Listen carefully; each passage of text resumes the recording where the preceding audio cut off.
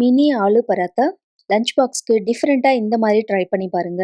குட்டீஸ் ரொம்பவே லைக் பண்ணி சாப்பிடுவாங்க. எப்படி பண்ணுறதுன்னு பார்க்கலாமா? 1 கப் கோதுமை மாவை உப்பு எண்ணெய் சேர்த்து மிக்ஸ் பண்ணி தண்ணி விட்டு சாஃப்டாக சப்பாத்தி மாவுக்கு பிசைகிற மாதிரி பிசைஞ்சுக்கோங்க. உருளைக்கிழங்க உப்பு மஞ்சத்தூள் போட்டு 4 விசில் விட்டு வேக வச்சுக்கோங்க. தோல் உரிச்சிட்டு நல்லா மசிச்சு விட்டுருங்க.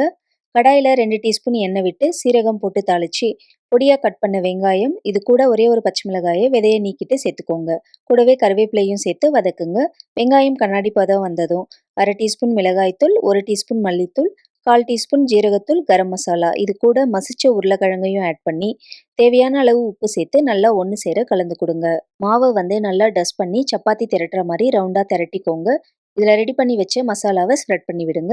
ஸ்ப்ரெட் பண்ணிவிட்டு இந்த மாதிரி ரோல் பண்ணிக்கோங்க. எட்ஜஸ் சீல் பண்ணிவிட்டு சின்ன சின்ன க்யூப்ஸாக கட் பண்ணிக்கோங்க. இது மேலே லைட்டாக மாவை டஸ்ட் பண்ணிவிட்டு கையாலேயே இந்த மாதிரி தட்டி எடுத்துக்கோங்க. அவ்வளோதாங்க.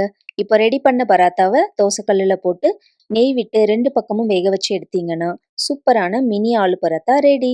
இதை அப்படியே சாப்பிட்டாலும் சூப்பராக இருக்கும். சைட் டிஷ் வேணும்னா ரைத்தா இல்லைன்னா கெச்சப் கூட ட்ரை பண்ணுங்க.